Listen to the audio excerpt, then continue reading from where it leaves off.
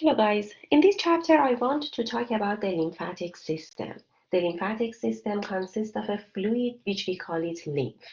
And also we have lymphatic vessels which can transport this lymph. And we have a group of structures and organs containing the lymphatic tissue. And the red bone marrow is a part of this system too. The lymphatic system assists in circulating body fluid and helps defend the body against disease-causing agent. Most components of blood plasma filter across the blood capillary cannot go back to the venous part of our capillary bed, and they make the interstitial fluid and make the interstitial fluid become more and more. The function of our lymphatic capillaries are collecting this extra interstitial fluid and return them back to the venous system of our body. After the interstitial fluid passes into the lymphatic vessel, it's called lymph. And the major differences which we have between interstitial fluid and the lymph is their location. The interstitial fluid is located between cells and the lymph is located in the lymphatic vessels and lymphatic tissue. And the lymphatic tissue is the specialized form of reticular connective tissue, which contains large number of lymphocytes. And I will talk about this tissue later in this chapter for you. And we have two types of lymphocytes which can participate in our immunity. One of them is called B lymphocyte and the other one is T lymphocyte. So the lymphatic system function is transport and house the lymphocyte and other immune cell, and they have three important functions. One of them is drainage of excess interstitial fluid. One of them is transport dietary lipids. The lymphatic vessels can transport lipids and lipid-soluble vitamins like vitamin A, D, E, and K. And they can do immune response for us. The lymphatic tissue can initiate the response against different particular microbes and abnormal cells. And the lymphatic system components are lymphatic vessels, lymphatic tissue, and organs. And lymph is a fluid which is transported in the lymphatic vessel. In this picture, you can see the distribution of lymphatic system in different parts of our body. And when we want to talk about the lymphatic system, we can divide it into two parts. First, we have lymphatic vessels, and all of these green lines, which you can see here, is the lymphatic vessel. The lymphatic vessels and the lymphatic capillaries are almost located in all parts of our body, except the part which we don't have any blood capillaries, like the cartilage, like the cornea of the eye, and also the epithelial tissue. And in the red bone marrow, we don't have any lymphatic vessels too. And the lymphatic tissue and organs are divided into two groups. One of them is called primary lymphatic structures, and they are the structures which can make lymphocyte for us, like thymus and red bone marrow. I will talk about them in the next video. And the secondary lymphatic structures are like tonsils, lymph, spleen, and MALT. MALT is the mucus-associated lymphatic tissue, the lymphatic tissue which is associated with the mucosa or epithelial cells, and I will talk about them later for you. So we have different types of secondary lymphatic structures, and I will talk about them later completely for you. First, about the characteristic of the lymph. Uh, as I told you, the lymph is the fluid which leave the blood capillaries and they cannot reabsorb back to the capillaries, the venous side of the capillaries. And I talked about it in the blood vessels chapter for you. This fluid should go back to our bloodstream, but this is the responsibility of our lymphatic capillaries to collect them and bring them back to our blood circulation. The component of our lymph is water, dissolved solutes, and a small amount of protein. And we have some cell debris, pathogens, and cancerous cells in our lymph too. If you look at this picture, you can see the structure of the lymphatic capillaries. As you see in this picture, they are a small closed-end vessels and they can absorb interstitial fluid. These lymphatic capillaries are absent, as I told you, that in vascular tissues like red bone marrow, spleen, some parts of our central nervous system, epithelia, cornea of the eye, and the cartilage. Their diameter is a little larger than the blood capillaries, and as you see in this picture, they don't have any basement membrane. The endothelial cells of these lymphatic capillaries, as you see in this picture, are overlapping on each other. And when they overlap on each other, you can see some flaps which become open between two adjacent cells. And this flap let the material and the fluid come to these lymphatic capillaries through and by their hydrostatic pressure. But the pressure which is created here cannot open these flaps. If you look at my arrow, when we have extra fluid here, this extra fluid can open these flaps, but when the fluid come to the blood capillary, the lymph capillaries, then the pressure which is made here close this flap. So we only one way of transmitting the material inside the lymphatic capillaries. And we have, as you see in this as you see in this picture, we have many anchoring fibers. These anchoring fibers or filaments, which are located around these lymphatic capillaries, can help fix these capillaries in their location. The end of them are blind end. As you see here, the end of them are closed. And we have a specific name for the lymphatic capillaries which are located in our digestive system. In the digestive system, we call them lacteal. And these lacteals are very important for absorption of lipids and lipid-soluble vitamins from our GI tract or gastrointestinal tract. If you look at this picture, you can see the location of lymphatic capillaries. In this picture, I want to show you the capillary bed first. Here we have the arteriole. Here you have capillary bed. This part is the arterial side of your capillary, and after that you have the venous side, and they come to the venule. You know that in the arterial end, we have filtration. The material can go out of the blood vessels. And in the venous side, we have a reabsorption. The material come back to our lymphatic vessels. The blood vessels.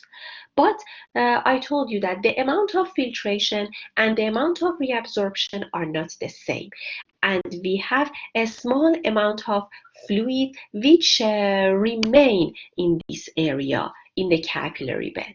And this is the function of these green structures, which we call them lymphatic capillaries, to collect this extra fluid and return them back to our blood circulation. And again, in this picture, you see that the end of these capillaries are blind, are closed. So we only have one-way direction of movement of fluid. You can see that their endothelial cells are overlapping on each other, and we have some flaps between them. and the material can come inside the lymphatic capillary by their hydrostatic pressure, and we have these anchoring fibers. The anchoring fibers help fixation of these lymphatic capillaries in their own location. And I told you that the movement of lymph into the lymphatic capillaries is due to their hydrostatic pressure. Anchoring filament can linking endothelial cells to surrounding structures, and it's very important because they can prevent the vessel collapse. The meaning of the collapse is when the endothelial cells come near each other and the lumen become closed, and these anchoring fibers prevent this collapsing and closing. And the pressure of lymph inside the vessels can force the intercellular opening or flaps to become open, and the lymph can come inside. After the lymphatic capillaries, the lymph move through vessels of larger and larger size.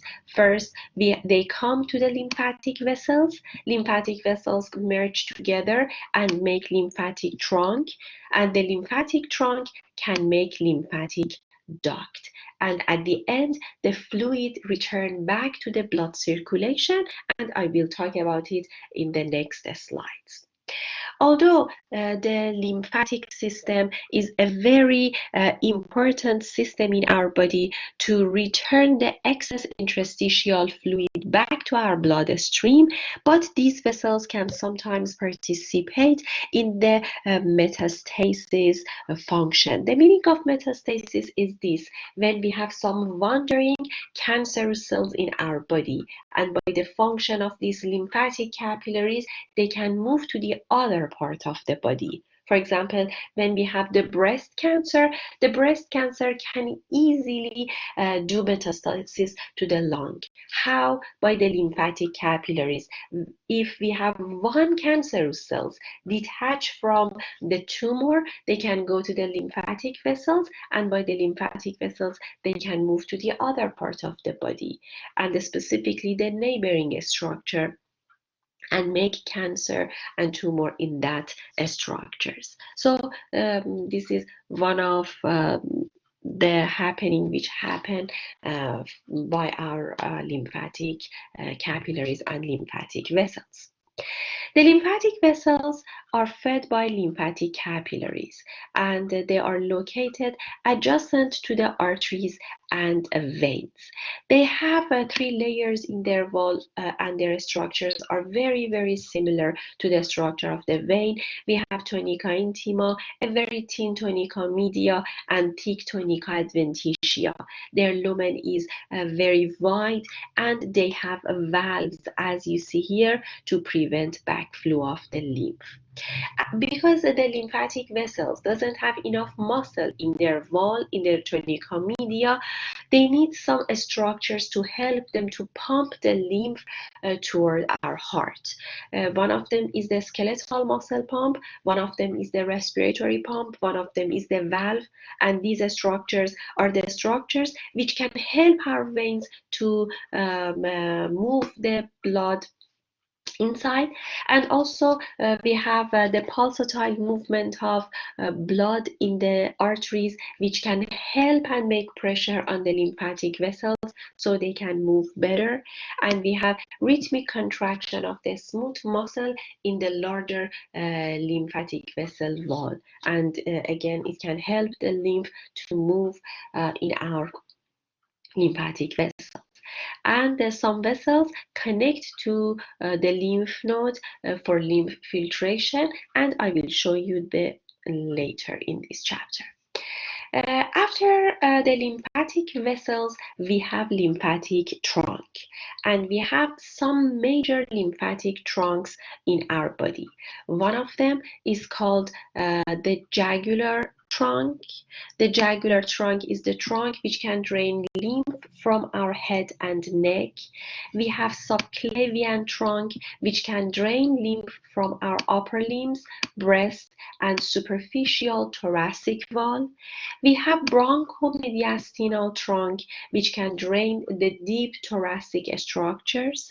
We have intestinal trunk, which can drain the most part of our abdominal structure, and the lumbar trunk, which can drain the lower limb, abdominopelvic wall, and the pelvic organs.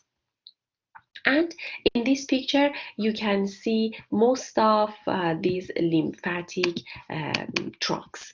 If you look at the picture, you can see the right and left intestinal trunk, which can drain the organs which we have in our abdominal cavity. These two structures are called right and left lumbar trunk, which can drain mostly the lower limb of our body, and the intestinal trunk in both sides and the lumbar trunk merge together and make a very dilated structure, which we call it cisterna chyli. And this cisterna chyli is located beneath the diaphragm, and it can drain the lymph to our thoracic cavity. The next structures which you can see here is the left jugular and the right jugular trunk, which can drain our head and neck. You can see the subclavian trunk. This is the right side and this is the left subclavian trunk. They can drain the right and left upper limb. And inside the thoracic cavity, you can see the left bronchomediastinal trunk and the right bronchomediastinal trunk, which can drain the right side and left side of the thoracic cavity. So they can drain all parts of our body. But what happened after them? After the trunks, we have the larger structures, which we call them duct. The lymphatic duct are fed by lymphatic trunk. They are the largest lymphatic vessels which we have, and they can bring back the lymph to the venous blood circulation. And we have two major ducts in our body. One of them is called right lymphatic duct, and one of them is called thoracic duct. Look at this picture. The right lymphatic duct can drain the organs which you can see in darker green. It's located near the right clavicle, and the clavicle is the wishbone, which is located here. This right lymphatic duct can drain upper right quadrant of our body, the right side of head and neck, as you see here, the right upper limb, as you see in this picture, and the right side of the thorax. And after that, they can deliver lymph to junction of right subclavian and right internal jugular vein. And you will learn about these two veins in the lab later. And the other duct in our body is called thoracic duct. And thoracic duct can drain almost all parts of our body in lighter green. It can run from diaphragm to junction of left subclavian and left jugular vein. And as I told you, beneath the diaphragm, we have cisterna chyli, which can drain all the lymph from abdominal cavity and the lower limb. And then when it comes up, it can join with the lymph drainage from the left upper limb, left side of our head and neck, and left side of thorax and abdomen. So you can see that the area which is drained by the thoracic duct is much more larger than the area which is drained by the left lymphatic duct. But what happened at the end to these right lymphatic duct and the thoracic duct? All of them come back to the subclavian vein, and As you see in this picture, the interstitial fluid can go to the lymphatic capillaries. Then they come to the lymphatic vessels, lymphatic trunk, lymphatic duct, and the subclavian vein from right side and left side.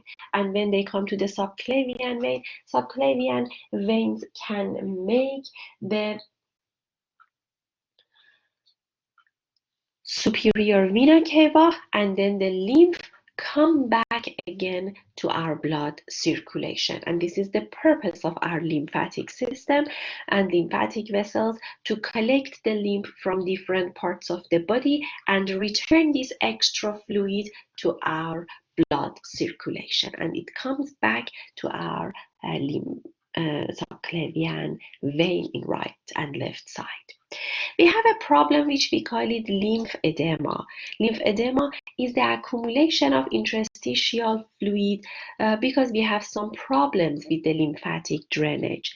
And it, as you see in this picture, the one limb or both of them becomes swollen, and it makes many pain in the affected area, may interfere with wound healing, and it can contribute in infection. The infection can easily move in different parts of the body. The causes for blockage of lymphatic vessels are very different, but the trauma or infection of the lymphatic vessels, sometimes the tumors, the radiation therapy, all of them can make this lymphedema. And we can control it with compression garments, which we can use, exercise, and massage in that affected area. And when it becomes very, very large and big, we call it elephantitis. And the feet and the lower limb become like the feet of the elephant. And it's caused by some parasitic worms which enter the lymphatic vessels and block these lymphatic vessels. In this part, you can answer this question: how does lymph enter the lymphatic capillaries, and what prevents its escape from them? What is the order of flow through the lymphatic vessels, and which lymphatic duct receive lymph from right leg? But what is the lymphatic tissue? The lymphatic tissue consists of connective tissue formed of reticular fibers with various types of leukocytes or white blood cells. But most of the leukocytes in this tissue is lymphocytes, B cells and T cells. And the lymphatic organs and the lymphatic tissue is the tissue which the lymph can pass through them. And the region of the lymphatic tissue, we have densely packed lymphocytes, which we call them lymphatic follicles. And I will show you these lymphatic follicles in the next pictures. First, you need to know that the lymphatic tissues and the lymphatic structures are divided into two major groups. One of them is called primary lymphatic structure. They are involved in formation of the lymphocyte and maturation of the lymphocyte. And we have two organs here. One of them is the red bone marrow and the other one is thymus. The red bone marrow is important for making B lymphocyte, and the thymus is important for making T lymphocyte. B of the bone marrow is for B, and T of the thymus is for T lymphocyte.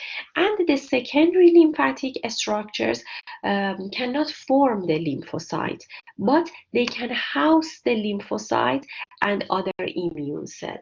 They are the site of immune response initiation. And we have different structures here, like lymph node, spleen, tonsils, and lymphatic nodules. And also we have the structure which we call it MALT, mucus-associated lymphatic tissue. They are the lymphatic structures which are located near the mucosa. And the mucosa is the other name of epithelium. So pay attention. They are the lymphatic structures which are located near the epithelium or mucosa. Now, what is the lymphatic follicle? The lymphatic follicles or lymphatic nodules are densely packed lymphocytes located in all lymphatic tissues. And most of these lymphocytes are B lymphocytes. Look at this picture. In this picture, you can see this densely packed lymphocyte, and they can make, as you see here, the round structures. If you look at my pen, they make a round structure, and this round structure is composed of highly packed lymphocyte. This lymphatic follicle or lymphatic nodule has two main parts. One part is located outside. This part. This red part is located outside or peripheral part. We call it mantle zone or cortex. This part is darker and it contains a small resting lymphocyte. And the other part of lymphatic follicle is located in the center. This blue part is called germinal center or medulla. In this part, we have activated lymphocyte, and this part is lighter in the color, and the lymphocytes in this part are much more larger. So this is the structure of lymphatic nodule or lymphatic follicle. Densely packed lymphocytes, which are organized in two regions. The peripheral part is called mantle zone or cortex, and the central part is called medulla or germinal center. In the germinal center, we have activated lymphocyte, and in the mantle zone, we have a resting lymphocyte. The color of the center or germinal part is lighter than the peripheral part. And we have two types of lymphatic nodule or lymphatic follicle. One type is called primary lymphatic nodule. If you look at this picture, we have one primary, and as you see here, we don't have darker part and lighter part. All parts of this lymphatic nodule are like each other, are the same, and the distribution of lymphocytes are the same. We call it primary lymphatic nodule, and we can see it in the babies and newborns who are not exposed to any pathogens up to this time. But when we expose to pathogen, our lymphatic nodule or follicle becomes secondary. Look at here, this round structure is the secondary lymphatic nodule. I don't know if you can see this red line, which I make it to black. And you see that we have two separate parts. One part is darker, which is cortex, and one part is lighter, which we call it medulla. This lymphatic follicle or nodule is the follicle which is exposed to pathogen, so the germinal center starts to do the mitotic division and increase the number of lymphocytes. So primary lymphatic nodule is the nodule or follicle which doesn't have any exposed and contact to pathogen, and the secondary is the lymphatic follicle which is exposed to pathogens. And both of them are located in lymphatic organs. For example, in the thymus, in the spleen, in the tonsil, and in the lymph node, we have many of these lymphatic follicles.